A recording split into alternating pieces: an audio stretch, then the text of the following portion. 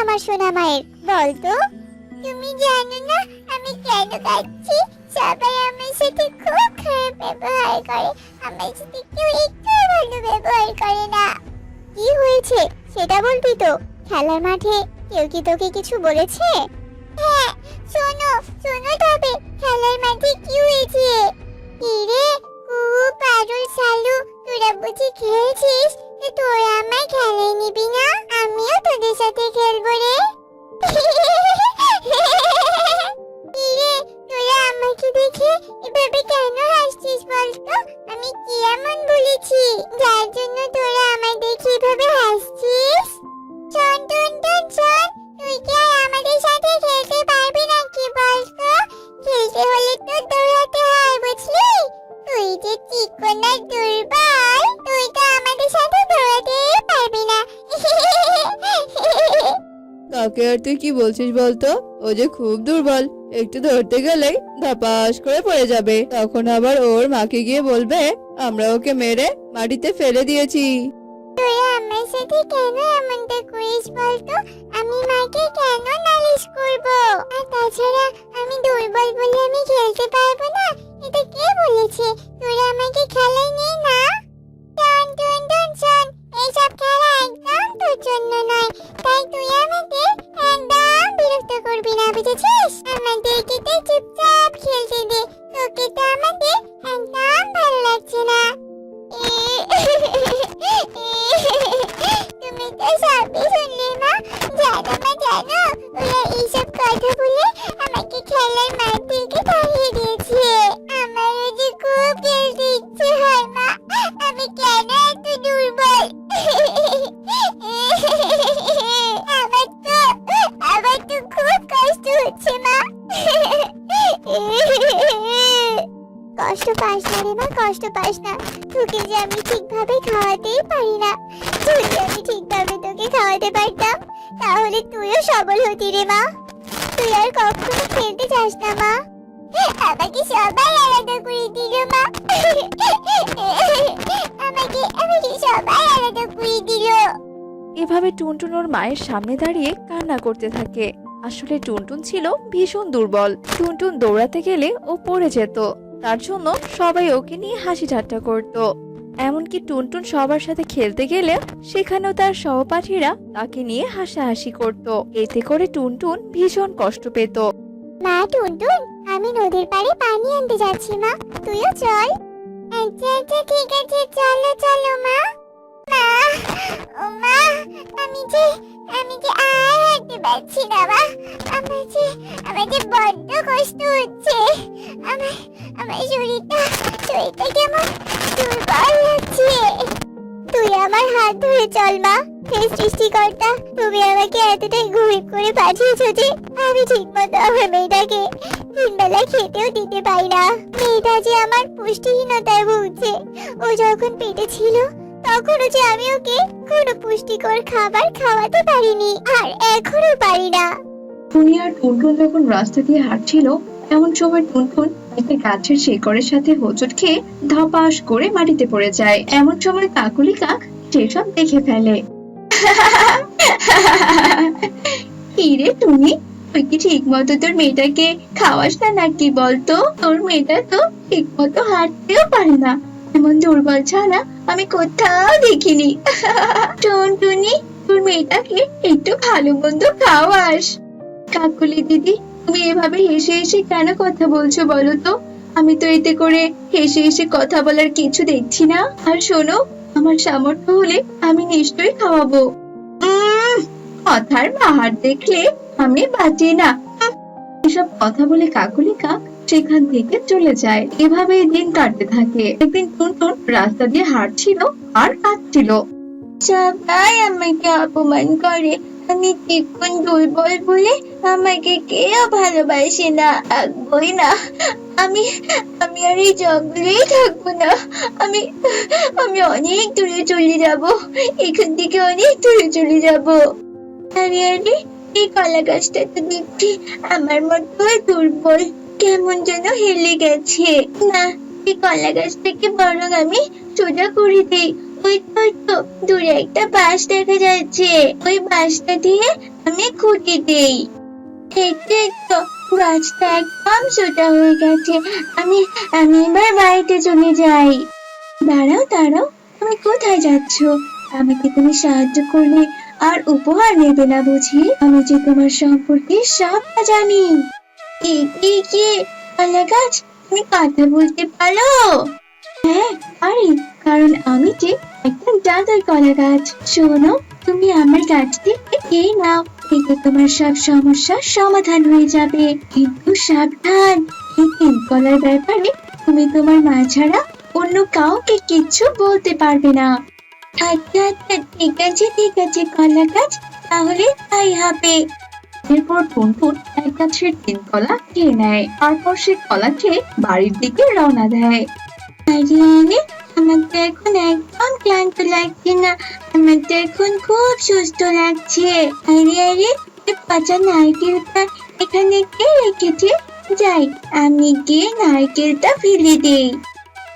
এরপর টুনটুন যেই না নারকেলটি ঢিল দেয়, তখনই নারকেলটি অনেক দূরে গিয়ে পড়ে। এতে করে টুনটুনও ভীষণ অবাক হয়ে যায়। আরে আরে, আমার এত শক্তি কি করে হলো? আমি তো ভীষণ দুর্বল ছিলাম। যে যাই হোক বাবা, আমি বাড়ি যাই। কি রে মা, তুই এত স্বাস্থ্যবান কি করে হলি? জানি না মা, ওই তিনটি কলা খেয়ে আমার একদম দুর্বল লাগছে না। তিন কলা? কোন তিনটি কলা মা? এক গাছে তিন কলা গো, এক গাছে তিন কলা। বলছি সবটা। এবার আমি সবটা বুঝতে পারছি মা। আসলে কলা গাছের শক্তিশালী কলা খেয়ে তুই সুস্থ হয়েছিস। তবে মা, তুই এইসব কথা ভুলেও কাউকে বলিস না। আচ্ছা আচ্ছা, ঠিক আছে মা, আমি কাউকে বলবো না। এরপর থেকে টুনটুন অনেক শক্তিশালী হয়ে যায়। টুনটুন ওর মাকে ভারী ভারী কাজ করতে সাহায্য করত। একদিন কনক শালু, তোরা বাঁচা আমাকে, আমি যে হাত ফুসকে গেলে নিচে পড়ে যাব। বাঁচা তোরা, বাঁচা আমাকে। ও এভাবে গাছের ডাল ধরে ঝুলে থাকে। ওরে, আমাদের তো অত শক্তি নেই ওকে টেনে তোলার, তুই একাই উঠে আসার চেষ্টা কর রে। আমাকে খুব ভয় করছে, আমাকে তোরা টেনে তোল। কি হয়েছে? এই মা, তুই ওখানে কি করে পড়ে গেলি রে? তোরা দাঁড়া, আমি তোকে তুলছি। তুই তো নিজেই অনেক দুর্বল রে, তুই আবার ওকে কি করে তুলবি শুনি?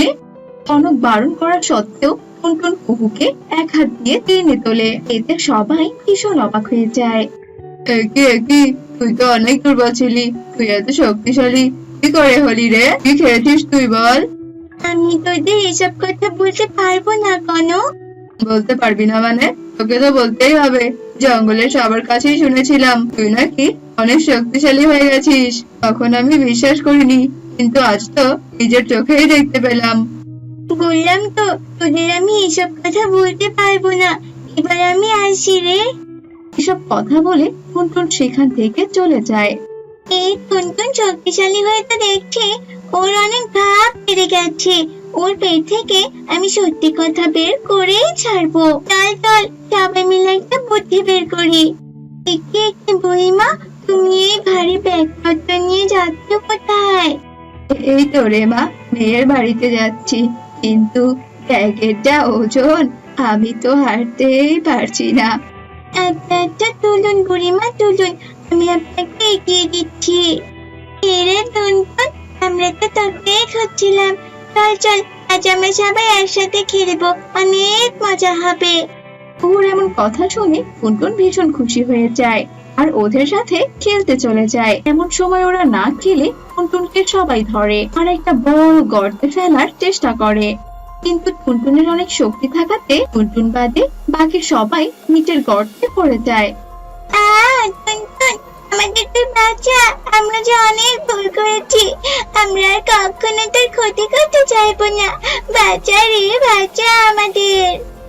হ্যাঁ টুনটুন, আমাদের তুই বাঁচা, আমরা আর কখনো জানতে চাইবো না যে তুই এত শক্তিশালী কি করে হলি। আমাদের বাঁচা তুই। এরপর টুনটুন ওদের ক্ষমা করে দেয় আর গর্তে নেমে ওদেরকে এক এক করে তুলে নিয়ে আসে।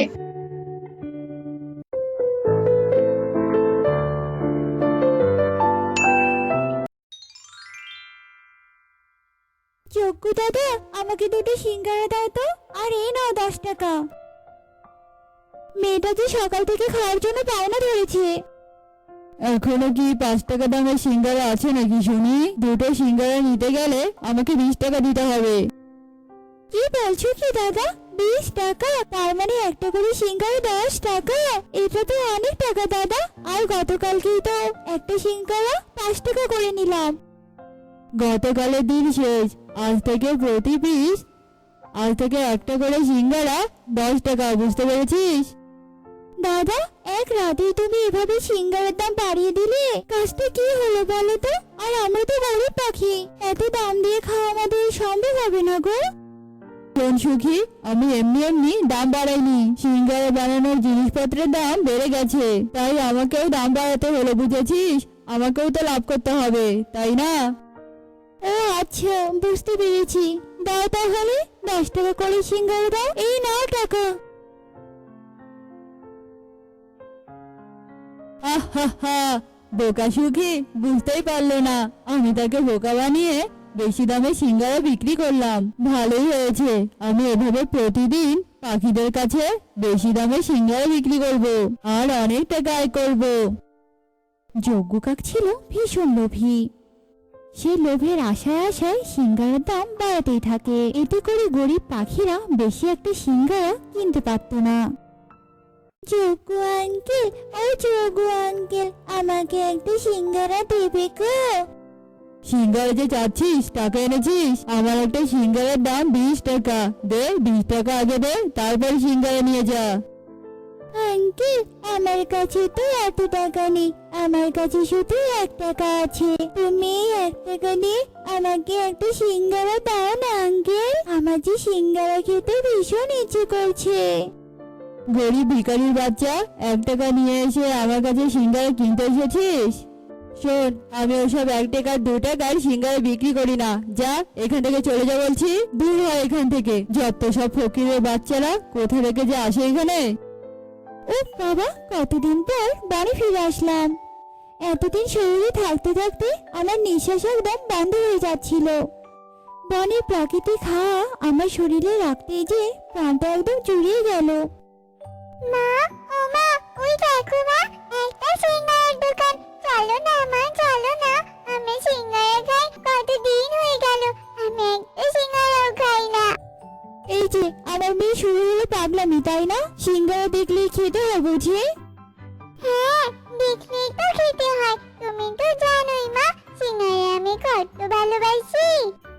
হয়েছে, আর পাকনামো করতে হবে না। সিঙ্গারা না খাওয়া পর্যন্ত তুই আমাকে জ্বালিয়ে মারবি। শহর থেকে আসা টনি তার মেয়ে টুনটুনকে নিয়ে যজ্ঞ কাকের সিঙ্গারার দোকানে যায়। এই যে দাদা, আমার মেয়েটাকে দুটো সিঙ্গারা দিন তো। এই নিন সিঙ্গারা। আপনারা বুঝি এই বনে নতুন পাখি? আগে তো কখনো দেখিনি। না, আসলে আমরা আগেই বনেই থাকতাম।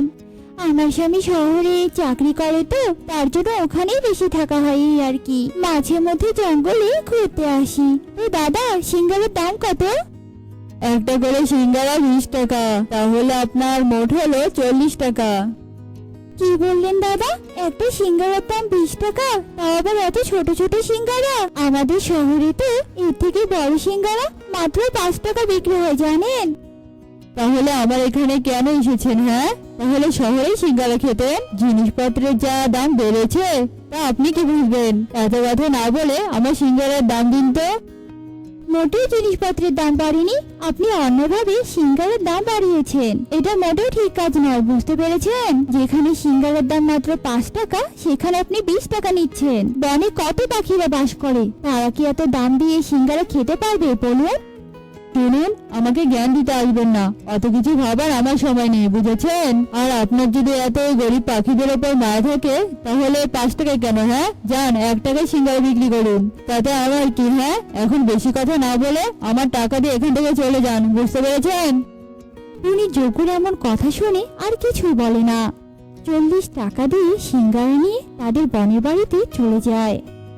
মা, ও মা, তুমি সেই তখন থেকে বাড়িতে এসে 1 টাকা হাতে নিয়ে কি এত ভাবছো মা? তুমি আবার ওই দোকানদারের কথা মতো 1 টাকা সিঙ্গারার দোকান দেবে না তো?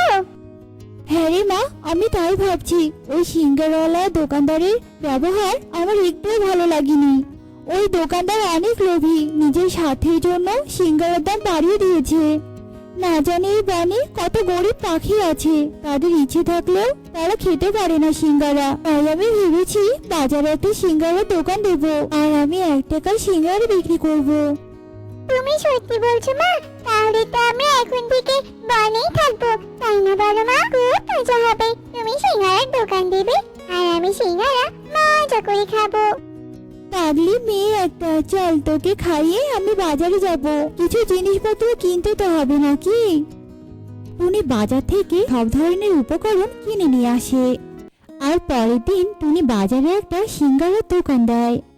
দোকানের সাইনবোর্ডে লিখে দেয় যে 1 টাকার সিঙ্গারার দোকান। সব পাখিরা তা দেখে টুনি দোকানের সামনে ভিড় জমায়। আরে আরে দিদি, এটা কি সত্যি নাকি আপনার দোকানে সত্যি সত্যি 1 টাকার সিঙ্গারা পাওয়া যায়? দিদি, ও দিদি, সিঙ্গারাগুলো খেতে কি ভালো হবে, নাকি আবার আমাদেরকে বোকা বানিয়ে ভেজাল জিনিস দেওয়ার চেষ্টা করছেন বলুন তো? আরে না গো দাদা দিদিরা, তোমাদের ঠকাবে না আমি। আমার এই 1 টাকার সিঙ্গারার দোকানে কোনো ভেজাল নেই। তোমরা 1 টাকা দিয়ে যত ইচ্ছে সিঙ্গারা খেতে পারবে। এই সিঙ্গারা আমি নিজের হাতে বানিয়েছি গো। ঠিক আছে দিদি, তাহলে এবার আমাদেরকে 1 টাকা দিয়ে সিঙ্গারা দিন তো, আমরা একটু খেয়ে দেখি 1 টাকার সিঙ্গারা খেতে কেমন লাগে। আরে বাহ, এই সিঙ্গারা তো খেতে দারুণ মজার। এত কম দামে এত সুন্দর সিঙ্গারা, তাও আবার অনেক বড় সিঙ্গারা। 1 টাকা দিয়ে যে এত ভালো সিঙ্গারা পাবো সেটা তো আমি কখনোই ভাবিনি। হ্যাঁ, তুমি ঠিক বলেছো দাদা, একদম অমৃতের মতো খেতে। দিদি, আপনার হাতে জাদু আছে বলতে হবে। ও দিদি, আমাকে আর 2টো সিঙ্গারা দিন না। টুনির 1 টাকার সিঙ্গারা বনে সবার কাছে বিখ্যাত হয়ে যায়। বনের ধনী গরিব সব পাখিরাই টুনির দোকানে এসে সিঙ্গারা খেত। এটা কি হলো? এই শহরের পাখি উড়ে এসে জুড়ে আমার ব্যবসা লাল বাতি ধরিয়ে দিল। এতে দেখছি 1 টাকার সিঙ্গারা দোকান খুলে বসেছে, আর সবাই 1 টাকার সিঙ্গারা খেয়ে আমার দোকানে আসতে ভুলে গিয়েছে। না না, যে করেই হোক এই 1 টাকার সিঙ্গারা দোকান সরাতেই হবে। দরকার হলে ওই দোকান আমি আগুন দিয়ে পুড়িয়ে দেবো, আর সেটা আজ রাতেই। যজ্ঞ যখন দাঁড়িয়ে এসব কথা একা একাই বলছিল, তখন সুখী আড়াল থেকে সবটাই শোনে। একে শুনছি আমি, সর্বনাশ! এই বেটা যজ্ঞ তো দেখছি টুনি দিদির ক্ষতি করার জন্য উঠে পড়ে লেগেছে। না না, এটা কিছুতেই হতে দেওয়া যাবে না। এক্ষুনি ব্যাপারটা সবাইকে জানাতে হবে। আশেপাশে তো কাউকে দেখতে পাচ্ছি না, এই সুযোগ দোকানটা পুড়িয়ে ফেলার। এরপর যজ্ঞ যখনই টুনির দোকানে আগুন লাগিয়ে দিতে যাবে, তখনই চারপাশ থেকে বনের পাখিরা লাঠি নিয়ে বের হয়ে আসে আর যজ্ঞকে অনেক মারতে থাকে। ব্যাটা লোভী সিঙ্গারাওয়ালা, আমাদের কাছে সব সময় চড়া দামে সিঙ্গারা বিক্রি করতি, আর যখন দেখলি আমরা তোর দোকানে যাই না, তখন কিনা তুই অন্যের ক্ষতি করতে এসেছিলি। আজ টুনি দিদির 1 টাকার সিঙ্গারার দোকান আছে বলেই আমরা গরিবরা প্রাণ ভরে সিঙ্গারা খেতে পারি, আর তুই কিনা তারই ক্ষতি করতে যাচ্ছিস। আজ তো তোকে প্রাণেই মেরে ফেলবো। মারো মারো, সবাই মারো, আরো বেশি করে মারো এই বজ্জাত যজ্ঞকে। আমাদের হাতে মার খেয়ে মনে হচ্ছে আর কিছুই হবে না, একে পুলিশে দিতে হবে। এরপর সবাই লোভী যজ্ঞ সিঙ্গারাওয়ালাকে পুলিশের হাতে তুলে দেয়, আর আগের মতো টুনির দোকান থেকে 1 টাকা সিঙ্গারা নিয়ে সবাই খেতে থাকে।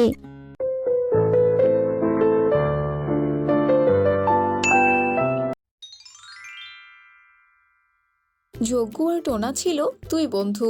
ওরা 2 বন্ধু 2 পরিবারকে নিয়ে বসবাস করত। একদিন সকালবেলা, কি গো, তুমি এভাবে বসে আছো কেন? হ্যাঁ, কাজে যাবে না? বনে তো এখন কোনো কাজ নেই গো গিন্নি, আর আমরা গরিব বলে আমাদের কেউই কাজ দিতে চায় না। বনের পাখিরা যদি তোমাকে কোনো কাজ না দেয়, আর তুমিও যদি কোনো কাজ না করো, তাহলে আমরা খাবো কি বলো তো? এদিকে আবার বর্ষাকালও চলে আসছে, ঘরটা যে আমাদের বেশ পুরনো। ওগো, কষ্ট করে কোনো কাজ করে ঘরটা ঠিক করার কোনো একটা ব্যবস্থা করো না গো, নইলে যে বৃষ্টিতে ভিজে আমাদের দিন রাত কাটাতে হবে। আরে তুমি তো বেশ ভালো কথাই বলেছো গিন্নি। ঠিক আছে, তুমি বাড়িতে থাকো, আমি যজ্ঞ কাককে সাথে নিয়ে কাজ খুঁজতে যাই। কি ব্যাপার রে, এত অস্থির হয়ে আসলি যে? আর তোকে এমন দেখাচ্ছে কেন? অস্থির হব না তো কি হব বলতো? বনের পাখিরা যে কোনো কাজই দিচ্ছে না, তার উপর বর্ষাকাল ধেয়ে আসছে। ঘরটা তো মেরামত করতে হবে বল, এদিকে হাতে যে কোনো টাকাও নেই। আরে বন্ধু, আমারও তো একই অবস্থা। চল বন্ধু, হাত পা ধরে হলেও একটা কাজ নেই, নইলে যে আমাদের ভবিষ্যতে অনেক কষ্ট করতে হবে রে। চল চল বেরিয়ে পড়ি। এরপর ওরা দুই বন্ধু বনের পাখিদের কাছে কাজ চাইতে যায়, কিন্তু বনের পাখিরা ওদের কোনো কাজ দেয় না। ওরা অসহায় হয়ে বাড়িতে ফিরে আসে। কি গো, ঘর ঠিক করার কোনো উপায় পেয়েছো? দিয়েছে কাজ বনের পাখিরা? না গিন্নি, বনে সবাই অনেক স্বার্থপর, তাই আমাদের দুই পরিবারকে কেউ সাহায্য করতে চায় না। তবে তুমি কোনো চিন্তা করো না, কোনো না কোনো একটা উপায় আমরা পেয়ে যাব। ঘরে চলো, আমার ক্ষুধা পেয়েছে, আমাকে খেতে দেবে, চলো। ওরা ঘরে যায়। এভাবে বেশ কিছুদিন কেটে যায়। একদিন প্রচন্ড বেগে বনে বাতাসের সাথে বৃষ্টিও শুরু হয়ে যায়, আর সেই ঝড়ে টোনা আর যজ্ঞুর ঘরটা ভেঙে পড়ে যায়। ঝড় থামার পর টোনা আর টুনি কান্না করতে থাকে। হায় হায়, এটা কি হয়ে গেল? এবার এবার আমরা কি করব? গিন্নি, ও গিন্নি, আমার মাথায় তো কিচ্ছু আসছে না গো। হে সৃষ্টিকর্তা, আমাদের তুমি সাহায্য করো সৃষ্টিকর্তা। বলেছিলাম আমি আগে থেকে কিছু টাকা জমিয়ে রাখতে, যাতে করে এমন কিছু হলেও আমরা ঘরটা তাড়াতাড়ি ঠিক করতে পারি। কিন্তু তুমি তো আমার কোনো কথাই শোনো না। এবার এই বৃষ্টির দিনে কোথায় আমরা আশ্রয় নেব? গিন্নি শান্ত হও, যা হওয়ার হয়েছে। আমি আজকেই টোনা সহ অন্য বনে যাব কাজ খুঁজতে, তারপর দুদিনেই নতুন ঘর তৈরি করব। তুমি সাবধানে থেকো, আমি টোনার ওখানে যাচ্ছি।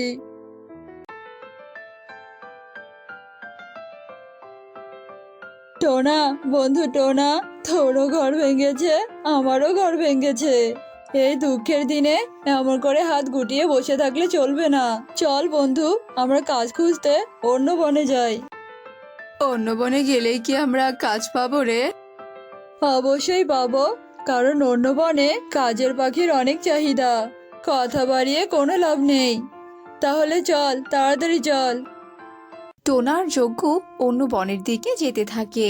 যেতে যেতে ওরা নিজের বন পেরিয়ে অন্য বনে চলে যায়।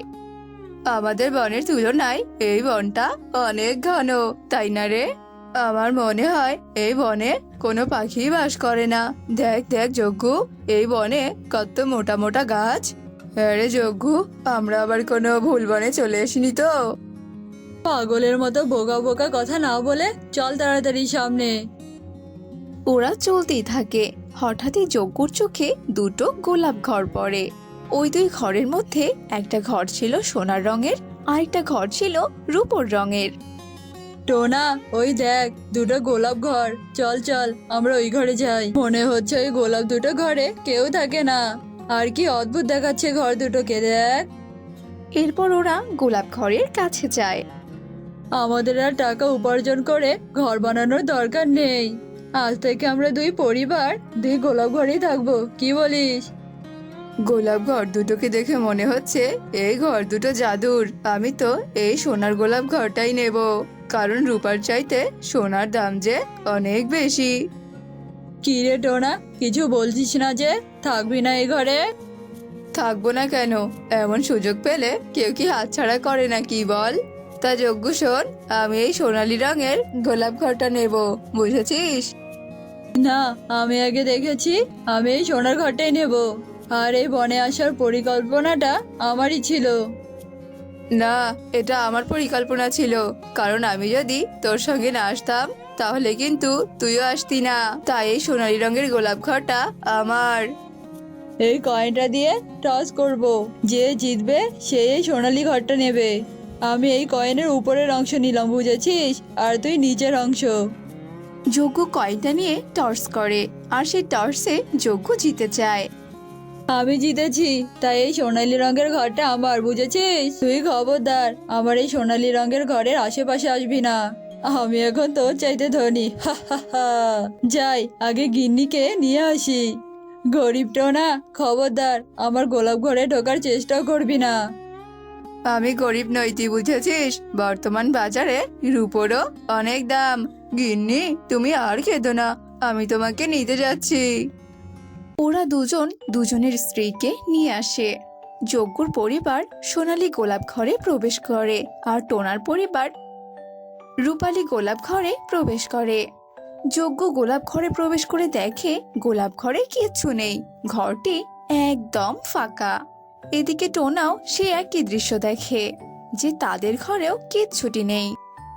কোথায় কোথায় তোমার সোনা দানা? এই তো দেখছি একদম ফাঁকা। তুমি না বলেছিলে যে গোলাপ ঘরের ভিতরে নাকি সোনা দানায় ভর্তি?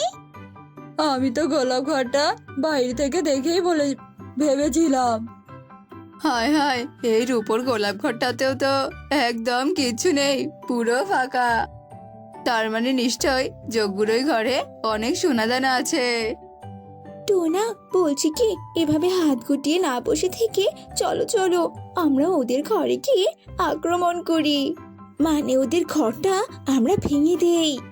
আমরা তো ওদের ঘরে প্রবেশ করে কোনো সোনাদানা নিতে পারবো না, তার থেকে ভালো ওদের ঘরটা ভেঙে দিয়ে আমরা সোনাদানা নেব। ঠিকই বলেছো তুমি গিন্নি, চলো চলো, আর দেরি করা যাবে না, নইলে আবার ওরা সোনাদানা সব বিক্রি করে দেবে। এরপর টোনা আর টুনি লাঠি নিয়ে গোলাপ ঘর থেকে বের হয়। গিন্নি, তাড়াতাড়ি লাঠি নিয়ে বাইরে চলো, আমাদের ঘরে তো কিচ্ছু নেই। তার মানে টোনার গোলাপ ঘরে অনেক কিছু আছে। চলো চলো, ওই ঘরটা ভেঙে আমরা সোনা দানা ছিনিয়ে নেব, নইলে যে টোনা আমার থেকেও ধনী হয়ে যাবে। যজ্ঞ আর কণিকা লাঠি নিয়ে টোনার গোলাপ ঘরের কাছে যায়, আর অন্যদিকে টোনা আর টুনিও লাঠি নিয়ে যজ্ঞদের ঘরের সামনে যায়। গিন্নি, দাঁড়িয়ে আছো কেন? তাড়াতাড়ি এই ঘরে আঘাত করতে থাকো। অন্যদিকে যজ্ঞ কি হলো গিন্নি, দাঁড়িয়ে আছো কেন? ওদের গোলাপ ঘরে আঘাত করো। দুই পরিবার দুই গোলাপ ঘরকে আঘাত করতে থাকে। আঘাত করতে করতে এক পর্যায়ে গোলাপ ঘর দুটো অদৃশ্য হয়ে যায়, আর ওরা চোখাচোখি করতে থাকে। আরে আরে, সোনালী গোলাপ ঘরে তো কোনো সোনা দানা নেই। এই রূপোর ঘরের জায়গায় তো কোনো সোনা বা রূপও নেই। আর এই গোলাপ দুটো ঘর কোথায় উধাও হয়ে গেল? কে রে কে? আমার দুটো গোলাপ ঘর কে ধ্বংস করলি? কার কার এত বড় সাহস? এই, তোরাই ধ্বংস করেছিস তাই না? কেন রে, কেন ধ্বংস করেছিস বল? একই কে কে তুমি? আর গোলাপ ঘর দুটো তোমার হলো কি করে? গোলাপ ঘর দুটো যে আমি আমার শক্তি অর্জনের জন্য তৈরি করেছিলাম, আর আমি ঘর দুটো রেখে আমার শিকার খুঁজতে গিয়েছিলাম। তোরা কিনা লোভে পড়ে আমার ঘর দুটোকে ধ্বংস করেছিস। তবে তো আজ তোদের শেষ দিন। আমরা না বুঝে ভুল করেছি, দয়া করে আমাদেরকে ক্ষমা করে দাও, আমাদের কোনো ক্ষতি করো না। হ্যাঁ হ্যাঁ রাইনি, আমাদের তুমি ছেড়ে দাও আমাদের, আমরা তোমার দুটো পায়ে ধরি। আমার মাঝে কোনো দয়া মায়া নেই, তোরা তোদের শাস্তি পাবি।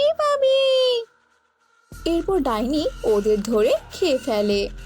কি তোরার পাশে এই মেয়েটা কে?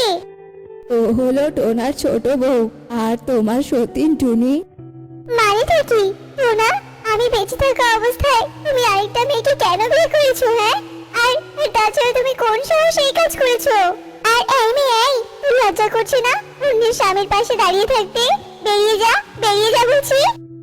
এত কষ্ট করে টাকা খরচ করে বিয়ে করেছি কি বাড়ি থেকে বেরিয়ে যাওয়ার জন্য নাকি? হ্যাঁ, তোর ভালো না লাগলে তুই বেরিয়ে যা। তারপরে তুই আমার বাড়িতে এসে কিনা আমাকেই বলছিস বেরিয়ে যেতে? টোনা, ও টোনা, তুমি দাঁড়িয়ে এসব দেখছো, কিছু বলবে না? কি আর দেখবো, তুমি তো আমাকে বিয়ে করতেই বলেছিলে নাকি, তাই তো আমি বিয়ে করেছি। আর তুমি তো রাগ করে তোমার বাপের বাড়িতেই চলে গিয়েছিলে, তাহলে আবার কেন ফিরে এলে শুনি? এটা আমার সংসার, আমার ঘর, আমার বাড়ি, তাই আমার যখন ইচ্ছে আমি রাগ করে বাপের বাড়িতে চলে যাব, আবার যখন ইচ্ছে তখন আবার ফিরে আসবো। তাতে তোমার কি টোনা? হ্যাঁ, ইস, মনে হয় যেন মামার বাড়ির আবদার পেয়েছে। টোনা, তুমি এক্ষুনি গিয়ে ঘাড় ধাক্কা দিয়ে বাড়ি থেকে বের করে দাও। এই শোন, আমি আমার স্বামীর সাথে কথা বলছি, বুঝেছিস? তার মাঝখানে তুই কেন নাক গলাচ্ছিস? হ্যাঁ, তুই যদি আর একটাও কথা বলেছিস তাহলে আমি তোর মাথার চুল একটা একটা করে তুলে ছিড়বো। তুই আমার চুল ছিঁড়ে দিবি আর আমি তোকে মাথা পেতে দিয়ে বসে থাকবো? আয় দেখি আয়, তুই আমার কত চুল ছিঁড়তে পারিস। এই তোমরা দুজন থামো থামো বলছি। আর মা, তুমি টুনিকে ঘরে নিয়ে যাও তো, আমি মুন্নিকে ঘরে নিয়ে যাচ্ছি। তুই কান খুলে শুনে রাখ, আমি তোকে বাড়ি থেকে তাড়িয়ে ছাড়বো। এটা এখন থেকে আমার সংসার, তাই আমি তোকে বাড়ি থেকে বের করে দেবো। এরপর ওরা দুজন দুদিকে চলে যায়। হ্যাঁ, কিন্তু খিদে জ্বালা থাকতে পারছি না। ওই তারপরে আবার ওই সতী আমার মাথাটা খারাপ করে দিল। শোনো না আমার বউ, আমার লক্ষ্মী বউ, আমি শুধু তোমাকেই ভালোবাসি, বিশ্বাস করো। তাই না, বলো বলো? তাই এখন থেকে তুমি বড় বউয়ের সঙ্গে একদম ঝগড়া করবে না। শোনো, তুমি ওকে বলে দিবে ও যেন আমার সঙ্গে আর ঝগড়া না করে, কেমন? আচ্ছা আচ্ছা, বলে দিব, কিন্তু তুমি ওর মাথাটা ঠান্ডা করো মুন্নি। আচ্ছা ঠিক আছে ঠিক আছে, এবার যাও তো, আমার জন্য বাইরে থেকে খাবার নিয়ে আসো তো। বাইরে থেকে খাবার মানে তুমি রান্না করবে না?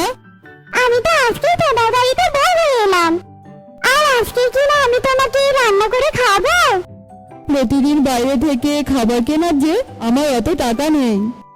আচ্ছা, তুমি শুধু আজকে বাইরে থেকে খাবার কিনে নিয়ে আসো, কালকে থেকে আমি তোমাকে রান্না করে খাওয়াবো, কেমন? এরপর টোনা খাবার কিনতে বাইরে চলে যায়। আর এইদিকে টুনি রেগে গিয়ে মোড়লের কাছে যায় আর মোড়লকে ডেকে নিয়ে বাড়িতে চলে আসে। টোনা, এই টোনা, তুই তোর ঘরে বউ রেখে আবার কেন বিয়ে করেছিস বলতো? আমার বড় বউ আমার সঙ্গে শুধু ঝগড়া করতো, আর কোনো কিছু হতে না হতে বাপের বাড়িতে চলে যেত। এসব সহ্য করতে না পেরে আমি আবারও দ্বিতীয় বিয়ে করেছি। কাজটা যে তুই বড্ড ভুল করেছিস রে, সেটা কি তুই জানিস? কি আর বলবো মোড়ল মশাই, তখন যে আমার মাথাটা একদম ঠিক ছিল না।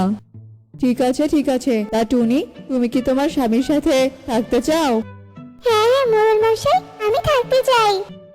আর মুন্নি, তুমি কি তোমার স্বামীর সাথে থাকতে চাও? হ্যাঁ মোড়ল মশাই, আমিও থাকতে চাই। টোনা, দুই বউই যখন তোর সাথে থাকতে চায়, তখন তুই বরং এই দুই বউকে তোর ঘরে তুলে নে।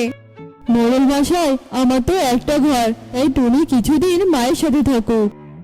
আমি মায়ের সাথে থাকবো না, আমি তোমার বউ, তাই আমি তোমার সাথেই থাকবো। টোনা, তাহলে মুন্নি, তুমি না হয় থাকো মায়ের সাথে। না না টোনা, আমি তোমাকে ছাড়া কোথাও থাকতে পারবো না। হয়েছে হয়েছে, এবার থামো তো, থামো তোমরা। যতদিন না পর্যন্ত তোমরা নতুন কোনো ঘর দিতে পারবে, ততদিন ওই একটা ঘরেই তোমরা দুজন তোনার সাথেই থাকবে। আর আমার এই কথাটা যদি না মানা হয়, তাহলে আমি তোমাদের পরিবারকে একদম জঙ্গল ছাড়া করব, এই বলে দিলাম। না না মোড়ল মশাই, দয়া করে এই কথা বলবেন না। আমার ছেলে তার দুই বউকে নিয়ে এক ঘরেই থাকবে। আচ্ছা আচ্ছা ঠিক আছে, এবার তবে আমি চলি। রাত তো অনেক হয়েছে, এবার আমাদেরকে ঘুমাতে হবে। টুনি, তুমি মেঝেতে বিছানা করে ঘুমিয়ে পড়ো। কেন কেন, আমি কেন মেঝেতে থাকবো? আমি মেঝেতে থাকতে পারবো না, আমি আমার বিছানাতেই শোবো। তাহলে মুন্নি, তুমি না হয় মেঝেতে থাকো। আমি মেঝেতে ঘুমাতে পারবো না, আমার এমনি বাতে ব্যথা, আর আমি মেঝেতে ঘুমাবো? কিছুতেই আমি পারবো না। হ্যাঁ গো টোনা, তুমি কোন বুড়িকে বিয়ে করে নিয়ে এসেছো বলো তো, যে কিনা এখনই বাতের ব্যথায় মরছে? এই, মুখ সামলিয়ে কথা বল, আমি সুন্দরী যুবতী একটা মেয়ে। তুই যদি আমাকে একবার বুড়ি বলেছিস তো, তোকে বুড়ি বললে তুই কি করবি আমাকে শুনি? দেখবি দেখবি কি করবো, তাহলে দেখ। এরপর ওরা দুজনে মারামারি শুরু করে দেয়। এই তোমরা দুজন থামো বলছি, থামো। তোমাদের দুজনের চুলে চুলি আমার একদম ভালো লাগছে না। তোরা যদি আরেকবার ঝগড়া করতে থাকিস, তাহলে তোদেরকে লাঠি মেরে এই বাড়ি থেকে তাড়িয়ে দেবো। যা, এবার তোরা বিছানায় গিয়ে শুয়ে পড়, আমি মেঝেতেই শুয়ে পড়ছি। ঠিক আছে ঠিক আছে, তোমার আদরের ছোট বউকে বলে দিও ও যাতে আমার কাছে না আসে। তোর কাছে যা, আমার বই গেছে। এরপর টোনার দুই বউ ঝগড়া থামিয়ে বিছানায় গিয়ে ঘুমিয়ে পড়ে। আর এদিকে বেচারা টোনা মশার কামড় খেয়ে মেঝেতেই শুয়ে পড়ে। এই, তুই সরে যা, আমি আজকে টোনার জন্য রান্না করবো, বুঝেছিস? টোনা আমার হাতে রান্না খেয়ে অফিসে যাবে। এই চুপ, তুই এখান থেকে সরে যা, টোনা আমাকে বেশি ভালোবাসে। টোনা আমার হাতে তুই খাবে, তাই আমি আগে রান্না করবো। তোকে বলেছি না আমি আগে রান্না করব? সকাল সকাল উঠে তোমরা কেন এভাবে চিৎকার চেঁচামেচি করছো বলো তো? এই সকালবেলা চিৎকার চেঁচামেচি করে জঙ্গলের পাখিদের না ডাকলেই কি নয়? এমন দুটো ঝগড়ুটে বউ বিয়ে করে এনে আমার ছেলেটা মান সম্মান একদম ডুবিয়ে দিল। শোনো শোনো, এবার তোমরা দুজন ঘরে চলে যাও, আমি সবার জন্য রান্না করব, তোমাদের কাউকে আর রান্না করতে হবে না। মিনুর কথা মতো টুনি আর মুন্নি সেখান থেকে চলে যায়। এটা আমার সংসার, আমার সংসারে আমি অন্য কাউকে সহ্য করব না। ওকে তো বাড়ি থেকে বের করতেই হবে, কিন্তু আমি কি করব? ওনা তো কিছুতেই ওকে বাড়ি থেকে বের হতে দেবে না। পেয়েছি পেয়েছি আমি একটা বুদ্ধি, আমি ওকে চিরতরে এই পৃথিবী থেকে তাড়িয়ে দেব। মা, আমাকে 2 কাপ চা দিন, আমি বরং টোনা আর মুন্নিকে দিয়ে আসি। বাবা, তোমার মুখে এসব আমি কি কথা শুনছি বৌমা? যাক, তোমার মুখে এমন কথা শুনে আমার যে খুব ভালো লাগলো। যাও যাও, নিজের হাতে চা বানিয়ে নিয়ে যাও। এরপর টুনি 2 কাপ চা বানায় আর মিনুর আড়ালে সেই চায়ে বিষ মিশিয়ে দেয়। মেরে মুন্নি নে তোর চা। বাপরে, তুই নিয়ে আমার জন্য চা? তা যাক, ভালো হয়েছে, 1 কাপ চায়ের খুব প্রয়োজন ছিল রে আমার। তুই খেয়ে নে রে, আমি বরং টোনাকে চা দিয়ে আসি। এরপর টুনি বাইরে বেরিয়ে আসে আর দরজার বাইরে থেকে লুকিয়ে লুকিয়ে মুন্নিকে দেখতে থাকে। এদিকে মুন্নি টুনিকে বিশ্বাস করে বিষ মেশানো চাটি খেয়ে নেয়। মুন্নি, এবার তো তুই শেষ। আর এই 1 কাপ চা আমি অতিরিক্ত নিয়েছিলাম। যদি তুই ওই 1 কাপ চা নষ্ট করিস তাহলে তোকে এই চাটা খাওয়াতাম, কিন্তু তুই তো ভালো মেয়ের মতো খেয়েও নিলি, আর কিছুক্ষণের মধ্যে তুই হয়তো মরেও যাবি। এরপর টুনি সেখান থেকে চলে যায় আর এদিকে টোনাও চলে আসে আর ততক্ষণে মুন্নিও মারা যায়।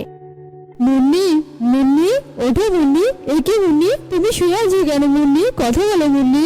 কি মুন্নি কথা বলছে না কেন? মা, মা, তুমি একটু ঘরে এসে দেখো তো, মুন্নি কথা বলছে না মা। এ মা, মুন্নি তো মরে গেছে, তাও আবার চা খেয়ে, কিন্তু এই চা তো টুনি বানিয়েছিল। টুনি, টুনি, তুই মুন্নিকে মেরে ফেললি? মেরে ফেলেছি, বেশ করেছি। আমার স্বামীর ভাগ আমি কাউকে দিতে পারবো না, কাউকে না। কিন্তু কোনো খুনিকে আমি নিজের বউ হিসেবে মেনে নিতে পারবো না। আমি এক্ষুনি পুলিশকে ডেকে আনবো, এক্ষুনি। না না টোনা, তুমি এমনটা করো না। আমি যে তোমাকে অনেক ভালোবাসি টোনা, দয়া করো, এমনটা করো না। টোনা টুনির কোনো কথাই শোনে না। সে পুলিশকে ফোন করে আর সাথে সাথে পুলিশ এসে টুনিকে ধরে নিয়ে যায়। এদিকে টোনা আর মিনু ফাঁকা বাড়িতেই পড়ে থাকে। বন্ধুরা, আজ তোমাদের শোনাতে যাচ্ছি পাহাড়পুর জঙ্গলের এক কালু কাকের কথা। সে ছিল ভীষণ অলস। লোভে পড়ে সে কিভাবে বোকা হয়েছিল সেসব কাহিনী এবার তোমরা শুনবে। ঘরে চাল ডাল সব কিছুই ফুরিয়ে গেছে, এবারে 4-4টে লোক কি খাবে সে খেয়াল আছে তোমার? হ্যাঁ, একটা বউকে পালার মুরত নেই, সেখানে 3-3টে বউ আছে। এখন কি আমরা হাওয়া খেয়ে বেঁচে থাকবো নাকি? হ্যাঁ, কি গো, কথা বলছো না কেন? হ্যাঁ, সারাক্ষণ ষাঁড়ের মতো শুধু শুয়ে থাকো। বিয়ে করার সময় মনে ছিল না এদেরকে খাওয়াতে হবে? কথা বলছো না কেন? মুখ সামলে কথা বল বড় বউ। আর একটা উল্টোপাল্টা কথা যদি শুনেছি না, তাহলে তোকে মেরে এখানেই পুঁতে দেব, এই আমি বলে দিলাম। বড় বউ তো ঠিক কথাই বলেছে, এভাবে ঘরে পড়ে না থেকে একটু কাজ কামও তো করতে পারো, তবে আমাদের পেটে দুমুঠো খাবার যাবে। আচ্ছা, তুমি কি চাচ্ছ বলো তো? আমরা না খেয়ে মরি? আমাদের তো মনে হয় তুমি আমাদের না খাইয়ে মেরে ফেলার পরিকল্পনা করছো, যাতে করে আরো 3টে বিয়ে করতে পারো। তোদের 3 জনের মুখে খুব বুলি ফুটেছে তাই না? আজ তোদের মেরে এখানেই পুঁতে দেব আমি। এ কথা বলে কালু এক পাশ থেকে 3 বউকেই একটা লাঠি দিয়ে মারতে শুরু করে। ও মা গো, মরে গেলাম গো, মরে গেলাম, ডর লাগে কালু, আর মেরো না। এবার তো আমাদের হাড়গোড়গুলো সব ভেঙে যাবে, মেরো না আমাদের, আর মেরো না। বল, আরো এমন কথা কেউ বলবি? বল। কেন বলবো না, তুমি তো একটা অপদার্থ, বউদের কোনো চাহিদা মেটাতে পারো না তুমি, কাপুরুষের মতো শুধু মেটাতেই পারো। মারো, আরো মারো। মারতে মারতে আমাদের মেরেই ফেলো। খোদার জ্বালায় তিলে তিলে মরার থেকে তোমার হাতে মার খেয়ে মরা অনেক ভালো। এসব আর সহ্য হয় না আমার, আর ভালো লাগে না। মুন্নির কথা শুনে কালু মার থামিয়ে বাড়ি থেকে চলে যায়। এদিকে তিন বউ কাঁদতে থাকে। বড় বউ টুনি বলে, মেজো সেজো শোন তোরা, আমরা তিনজন আর এই ফালতু লোকের ঘর করব না। চল আমরা বাড়ি থেকে বেরিয়ে যাই, অন্য কোথাও গিয়ে কর্ম করে খাবো। আমরা অনেক ভালো থাকবো, অন্তত এরকম খারাপ স্বামীর হাত থেকে বাঁচতে পারবো। সকাল বিকাল কথা আর মার খাওয়া থেকে বেঁচে যাব, এখানে থাকবো না। চল আমরা চলে যাই। হ্যাঁ হ্যাঁ দিদি, চলো তাই করি। এ কথা বলে তিন সতীন মিলে বাড়ি থেকে বেরিয়ে যায় আর তারা উড়তে থাকে। কিন্তু কোথায় যাবে তারা? কোনো পথ খুঁজে পায় না। হঠাৎ তাদের চোখে পড়ে কে যেন ব্যথায় যন্ত্রণায় কাতরাচ্ছে। তারা তিনজনেই নিচে নেমে আসে। এনার পাখায় তো অনেক আঘাত লেগেছে। মুন্নি, মিনু, ওখান থেকে কিছু ঔষধি পাতা এনে এনার পাখায় লাগিয়ে দে। জলদি কর তোরা, এনার অনেক কষ্ট হচ্ছে। টুনির কথা শুনে মুন্নি আর কাকলি ঔষধি পাতা বেটে তান্ত্রিকের পাখায় লাগিয়ে দেয়। পাতার প্রলেপ লাগাতেই তান্ত্রিক অনেকটা আরাম অনুভব করে। তোরা তিনজন অনেক ভালো। আজ তোরা তিনজন যদি আমাকে সাহায্য না করতি, তাহলে আমি হয়তো ব্যথায় কাতরাতে কাতরাতে এখানেই মারা যেতাম। কিন্তু তোদের শরীরে এত ক্ষত কেন? এমন নির্মমভাবে কে মেরেছে তোদের? এরপর তিনজন মিলে সব কথা তান্ত্রিককে খুলে বলে। সব শুনে তান্ত্রিক বলে, এই নে 3 ধরনের ফল। এই 3 ফল খেলে তোরা তিনজনই 3 রকমের শক্তির অধিকারী হয়ে যাবি। নে, এখন এই ফলগুলো খেয়ে নে, তারপর বাড়ি ফিরে যা। আপনাকে অনেক ধন্যবাদ বাবা। এই বলে তিন বউ মিলে 3 ফল খেয়ে নেয় আর বাড়িতে ফিরে যায়। এইদিকে রাতও নেমে আসে। কালু বাড়িতে ফেরার আগেই তারা 3 বউ মিলে ঘুমিয়ে পড়ে। এরপর সকাল হয়ে যায়। ওরা 3 বউ ঘুম থেকে উঠে মুখ দিয়ে 3 রকমের জিনিস বের করে। বড় বউ টুনি হিরে, মেজ বউ কাকলি সোনা আর সেজ বউ মুন্নির মুখ দিয়ে রূপোর কয়েন বের করে। এ দেখে কালু তো খুশিতে আত্মহারা হয়ে যায়। তোমরা তিনজনে এত বড় ক্ষমতার অধিকারিনী, সেটা আগে কেন বলনি? দাও দাও, এগুলো আমি এক্ষুনি বাজারে নিয়ে গিয়ে বিক্রি করে দেব।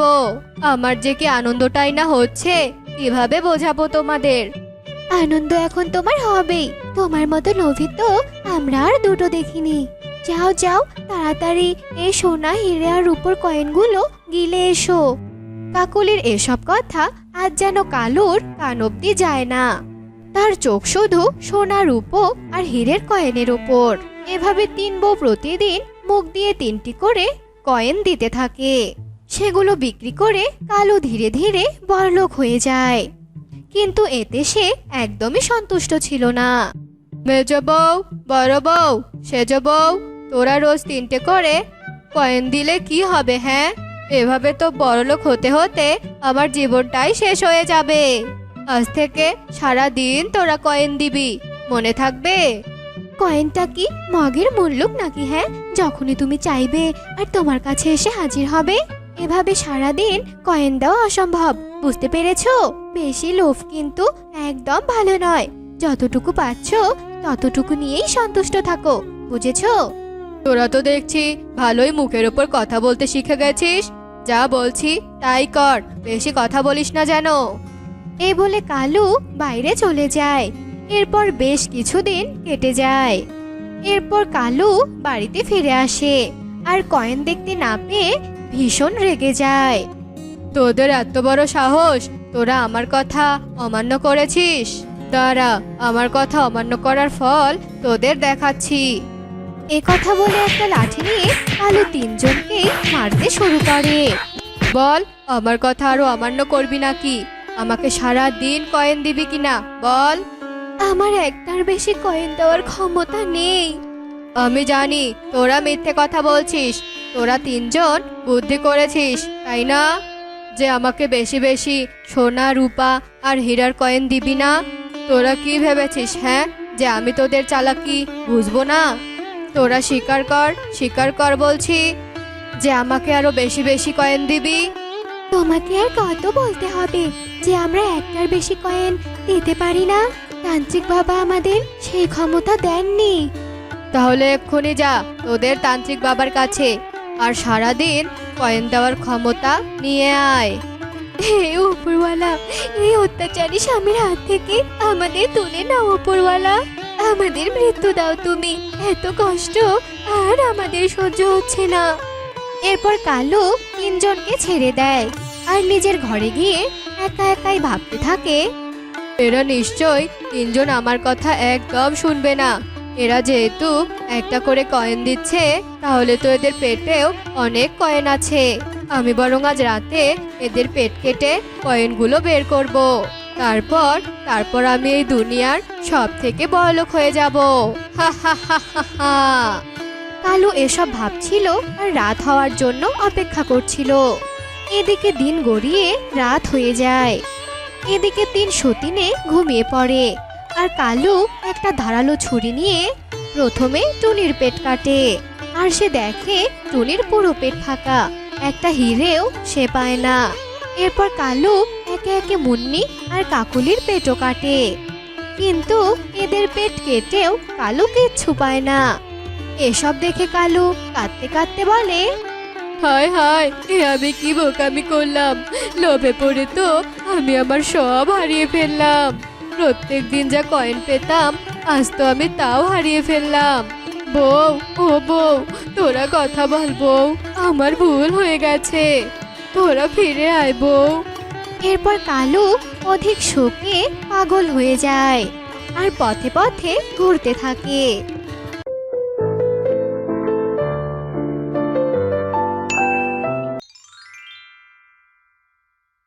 টোনার তিন বউ ছিল, টুনি, মুন্নি, রেনু।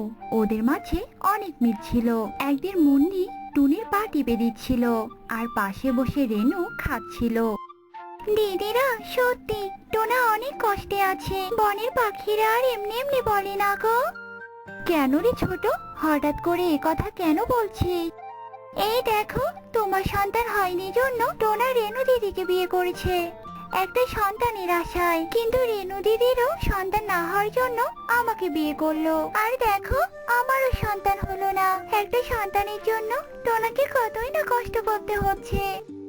মুন্নি তো ঠিকই বলেছে দিদি, যদি তোমার সন্তান হতো তাহলে তো টোনা আমাদের বিয়ে করতো না, আর আমাদের ভরণ পোষণও চালাতে হতো না। তোমরা দুজন মিলে অনেক সুখে শান্তিতে সংসার করতে। আমার সন্তান হলে যে তোদের মতো এত ভালো মনের বোন দুটো পেতাম না রে। তোরা এখন প্রার্থনা কর যাতে করে আমাদের তিনজনের একসঙ্গে সন্তান হয়। কেউ কি বাড়িতে আছো মায়েরা? আমাকে একটু সাহায্য করো। আমি দুদিন থেকে কিছু খাইনি, দয়া করে আমাকে কিছু খেতে দাও। ইস বাবা, আপনার শরীর তো একদম দুর্বলের মতো হয়ে গেছে। এই রেনু বোন, যা তো ঘর থেকে কিছু খাবার নিয়ে এসে বাবাকে দে। মুন্নি, হাত পাখাটা নিয়ে আয় তো বোন, আর আমি জল নিয়ে আসি।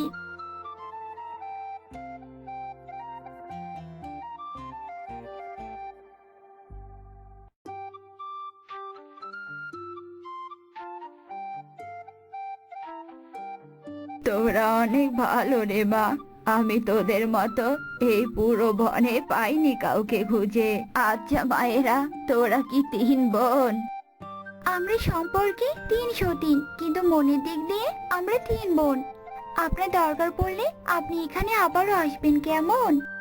বাবা, তোদের সম্পর্কটা আমার খুব ভালো লেগেছে। তোরা সারা জীবন এভাবেই মিলেমিশে থাক। আর শোন, তোরা বাইরের কারো কোনো বুদ্ধি শুনবি না, তাহলে তোদের মাঝে দূরত্ব সৃষ্টি হবে। আসি রে বাচ্চারা। বৃদ্ধ এই কথা বলে চলে যায়। দিদি, আর এই ছোট, চল আমরা রান্নাঘরে যাই। টোনা আসার যে সময় হয়ে গেছে, আমরা গিয়ে রান্না বসাই। ওরা তিনজন রান্নাঘরে যায় আর এভাবেই মিলেমিশে ওদের দিন কাটতে থাকে। একদিন, কি ব্যাপার মুন্নি, তুই এভাবে মন খারাপ করে বসে আছিস কেন? কি হয়েছে রে বোন, আমাদেরকে বল। টোনা শহরে গেছে জন্য কি মন খারাপ করেছিস তুই? না দিদি, আমার কিছুই ভালো লাগছে না। আমার যে ঘুরতে যেতে ইচ্ছে করছে দিদি। ও এই ব্যাপার, মন খারাপ করে থাকিস না। যা রেডি হ, আমরা এক্ষুনি বনে ঘুরতে যাব। সত্যি বলছো? দাঁড়াও, আমি এক্ষুনি রেডি হয়ে আছি। এরপর ওরা তিনজন বনে ঘুরতে যায়। বনে গিয়ে ওরা ওদের সামনে একটা আপেল গাছ দেখতে পায়। ওই দেখো, কি সুন্দর আপেল পেকে পেকে আছে। ওগুলো দেখে তো আমার জিভে জল চলে আসলো। রেনু দিদি, আমাকে কয়েকটা আপেল পেড়ে দাও না গো। তুই বললেও আমি আপেল পারতাম, আর না বললেও আমি আপেল পারতাম, কারণ আপেলগুলো যে আমারও খুব খেতে ইচ্ছে করছে। রেনু আপেল পাড়ে আর তিনজন মিলে অনেক মজা করে আপেলগুলো খায়। আমার এখন বনে এসে অনেক ভালো লাগছে। তাহলে চল এখন আমরা বাড়িতে চলে যাই, অনেকক্ষণ হলো তো বনে এসেছি। ওরা তিনজন বাড়ির দিকে রওনা দেয়। আর হঠাৎ করেই তারা রাস্তায় একটা ডালিম পড়ে থাকতে দেখে। মুন্নি ডালিমটা হাতে নেয়। দিদিরা দেখো, ডালিমটা কত সুন্দর। টুনি দিদি, তুমি ডালিমটা খাবে? না রে বোন, খাবো না। অন্য ফল খেয়ে যে পেটটা ভরেই গেছে। তুই বরং সাথে নিয়ে চল, আমরা না হয় অন্য সময় খাবো। মুন্নি ডালিমটা নিয়ে সামনের দিকে চলতে থাকে। ডালিমটা বাড়িতে নিয়ে এসে ঘরের এক কোণে রাখে আর যে যার কাজে লেগে পড়ে। এইদিকে ডালিমটা ধীরে ধীরে বড় হতে থাকে। মুন্নি ঘরে এসে ডালিমটা দেখে অনেক অবাক হয়ে যায়। দিদিরা, কে কোথায় আছো? ঘরে এসে দেখো, ডালিমটা না বড় হয়ে গেছে। আরে আরে, সত্যি তো, এই ডালিমটা আবার এত বড় হলো কি করে? এটা আবার কোনো রাক্ষসী ডালিম নয় তো? দিদি, এই ডালিমের হাত পা মুখ বের হওয়ার আগে এই ডালিমটাকে ফেলে দিয়ে আসতে হবে, নইলে যে ডালিমটা আমাদের সবাইকে খেয়ে ফেলবে।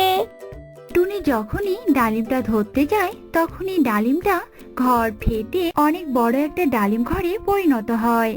ওরা তিনজন ছিটকে ঘরের বাইরে গিয়ে পড়ে। ওরে বাবারে, এই ডালিমটা দেখে ঘরে পরিণত হয়েছে। চলো দিদি, আমরা এখান থেকে তাড়াতাড়ি পালাই, না হলে যে এই ডালিম ঘর আমাদের ক্ষতি করবে। এমন অদ্ভুত ঘর তো আমি আগে কখনো দেখিনি। বোনেরা, দৌড়ে যা, ডালিম ঘরের সামনে দৌড়ে থাকিস না। কি থেকে কি যে হয়ে গেল, আমাদের ঘরটাও ভেঙে গেল। তোমরা ভয় পেও না, আমি একটা ভালো আত্মা। আমি এই ডালিম ঘরে ছোট্ট ডালিম হয়ে বন্দি ছিলাম। তোমাদের হাতের স্পর্শে ছোট্ট ডালিমটা ঘরে পরিণত হয় আর আমি মুক্ত হই। আমি আর কখনোই ঘরে আসবো না। আজ থেকে তোমরা এই ডালিম ঘরেই থাকতে পারবে। বিদায়।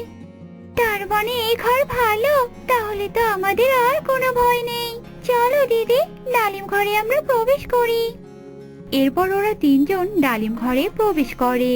ওরা বেশ ভালোভাবে দিন কাটাতে থাকে ডালিম ঘরে। একদিন সকালবেলা, মুন্নি বোন, ঘরে এক ফোঁটা জলও নেই রান্না করার মতো। রেনু আর আমি তরকারি খাচ্ছি, তুই একটু তাড়াতাড়ি গিয়ে জল নিয়ে আয় তো। ঠিক আছে দিদি, আমি এখনই জল নিয়ে আছি। মুন্নি কলস নিয়ে নদীর পাড়ে যেতে থাকে। যজ্ঞ ওদিক দিয়ে যাচ্ছিল। এমন সময় যজ্ঞর চোখ যায় ওই ডালিম ঘরে। আরে আরে, এ আমি কি দেখছি? 303-এর ডালিম ঘর।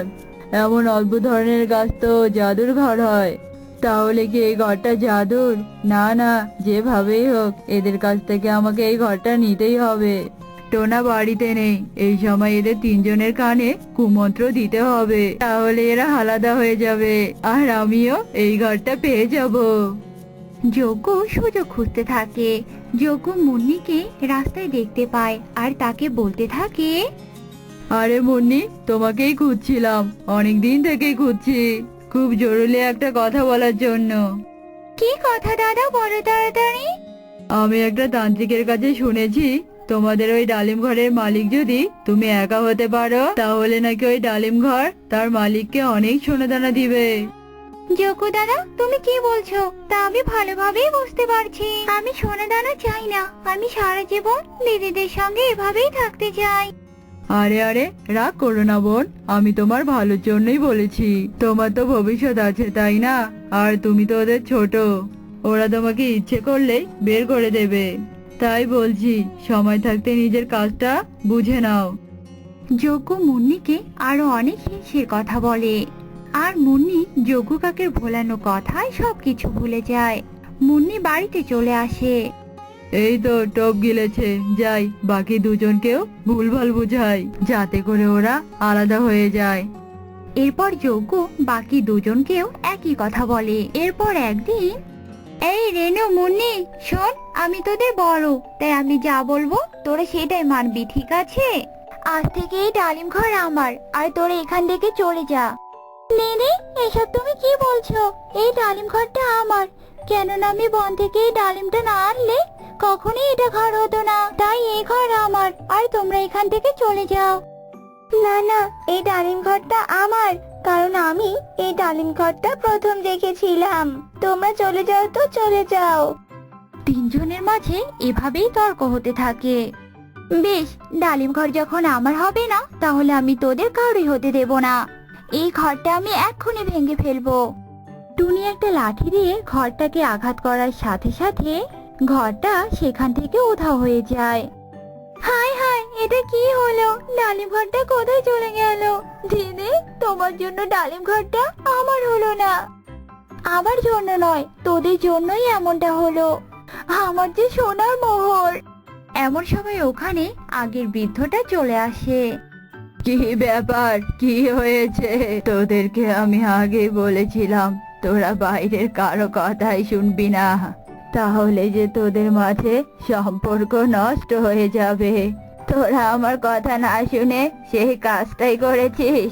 যজ্ঞ কাকের কুমন্ত্র শুনে তোরা নিজেদের বিপদ নিজেই এনেছিস। বাবা, আপনি যজ্ঞ কাকের কথা কি করে জানলেন? হ্যাঁ বাবা, বলুন না, কি করে জানলেন?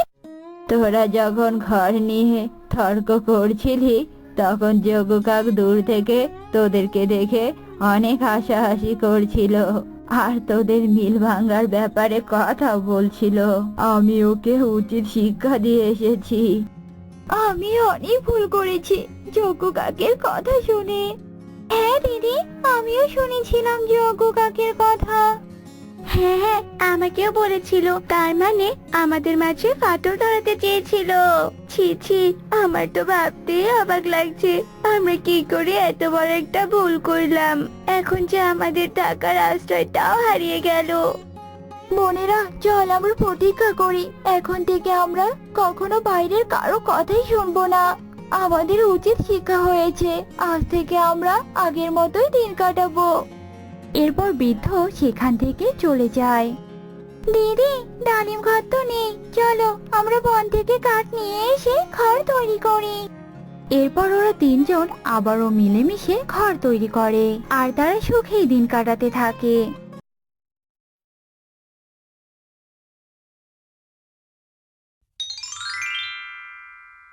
গিন্নি, ও গিন্নি, কোথায় গেলে?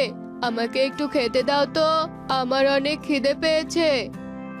শুধু খাই খাই করো কেন? হ্যাঁ, আমি যে তোমাকে ইলিশ মাছ নিয়ে আসতে বলেছিলাম, কই এনেছো? মুন্নি, ইলিশ মাছের তো অনেক দাম, আমি ইলিশ মাছ কিনে আনতে পারবো না। ঘরে যা আছে তুমি তাই দিয়ে রান্না করো। অত কিছু আমি বুঝি না, তোমায় আমি ইলিশ মাছ আনতে বলেছি, তুমি আনবে, নয়তো আজ ঘরে কোনো রান্না হবে না, বুঝেছো? মুন্নির মুখে এসব কথা শুনে টোনা বাজারে চলে যায়। আর বাজারে যেতে পথে কালু কাকের সাথে টোনার দেখা হয়। আরে টোনা, তুই এই সময় কোথায় যাচ্ছিস?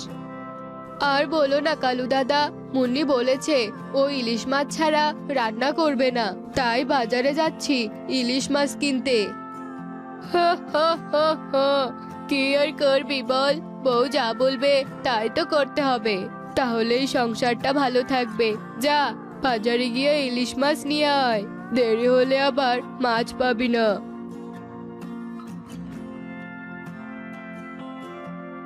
এই নাও মুন্নি ইলিশ মাছ, এবার জমিয়ে রান্না করো তো দেখি।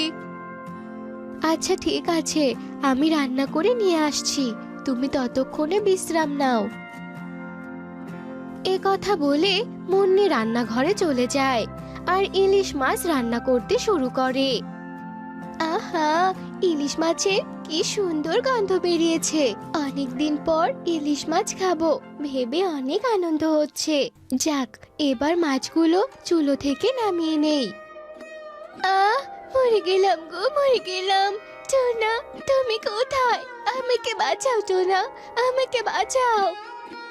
আরে মুন্নি চিৎকার করলো মনে হচ্ছে, যাই তো দেখি কি হলো মুন্নির। কি মুন্নি, কি হয়েছে তোমার? তুমি এভাবে মাটিতে পড়ে আছো কেন? মুন্নি, তুমি কথা বলো, কথা বলো মুন্নি। টোনার এমন কান্না শুনে সেখানে তোতা চলে আসে। কি হয়েছে তোরা? তুই এভাবে কান্না করছিস কেন? এ কি, মুন্নি তো মারা গেছে। এসব হলো কি করে? মুন্নি রান্না করছিল, হঠাৎ চিৎকার করে ওঠে, আর আমি এসে দেখি এখানে এই অবস্থা। এখন আমি কি করবো তোতা দাদা? টোনা, তুই এভাবে আর কাঁদিস না। যা হওয়ার তা তো হয়ে গেছে। এখন আর কি করবি বল? যার চলে যাওয়ার সে চলে গেছে, এখন তোকে শক্ত হতে হবে। কি করে শক্ত হব দাদা? এই পৃথিবীতে মুন্নি ছাড়া যে আমার আর কেউ নেই। হে সৃষ্টিকর্তা, তুমি কেন আমাকে এত বড় শাস্তি দিলে? তুই এভাবে কাঁদলে তো অসুস্থ হয়ে পড়বি। আয়, তোকে আমি ঘরে নিয়ে যাই। এরপর তোতা টোনাকে ঘরে নিয়ে যায়। আর এভাবেই বেশ কিছুদিন কেটে যায়।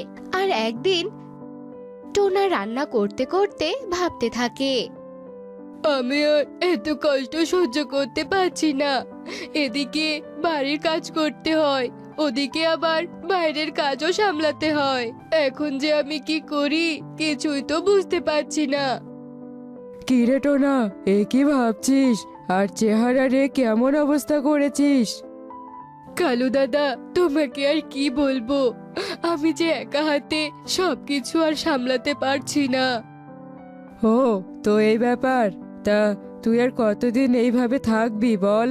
বলছিলাম কি, তুই এবার একটা বিয়ে করে নে। কালু দাদা, এসব তুমি কি বলছো? আমি বিয়ে করব? হ্যাঁ, তুই বিয়ে করে নে, তাহলে তোর শরীরটাও ভালো থাকবে আর মনটাও ভালো থাকবে। এ কথা বলে কালু কাক সেখান থেকে চলে যায়। আর টোনা অনেক ভেবেচিন্তে বিয়ে করার সিদ্ধান্ত নেয়। আর টোনা বিয়ে করে নতুন বউ বাড়িতে নিয়ে আসে। টুনি, আজ থেকে তুমি এই ঘরেই থাকবে। আজ থেকে এটাই তোমার বাড়ি। টোনা, তুমি সত্যি বলছো এটা আমার বাড়ি?